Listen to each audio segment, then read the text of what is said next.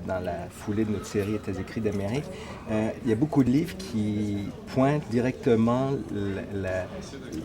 les oubliés du rêve américain, qui rappellent la Grande Dépression et l'état d'esprit qu'il y avait aux États-Unis à ce moment-là. Est-ce qu'on est dans ce contexte-là aujourd'hui? Qu'il y avait ou qu'il y a?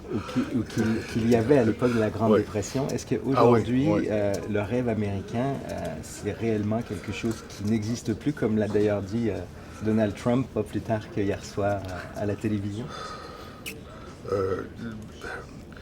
Moi, j'ai été très frappé par un livre canadien qui s'appelle Fire and Ice, d'un maître de sondage dont le nom est Adams, je ne me rappelle plus de son prénom, qui parlait des différences entre le Canada et les États-Unis. Et il disait qu'aux États-Unis, le Canada est très petit à côté des États-Unis. Aux États-Unis, il y a plus de gens progressistes que toute la population du Canada. Je dirais que pour comprendre les États-Unis, il faut lire Thoreau, il faut lire Walden et Moby Dick. C'est les deux livres de Melville, qui sont des livres qui ne passent pas dans la société américaine, mais qui se passent en dehors. Et que le grand rêve américain, c'est de sortir de la société et de faire des découvertes cosmiques. Quasiment. C'est le dépassement de soi. C'est le dépassement ou la découverte de soi. C'est très New Age, si vous voulez.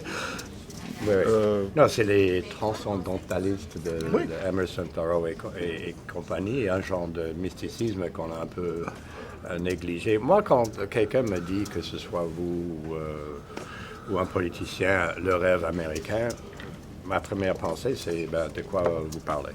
Enfin, c'est quoi ce rêve, finalement?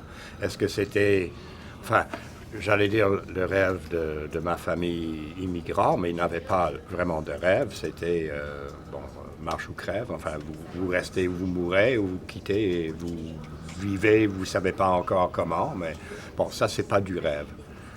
Ensuite,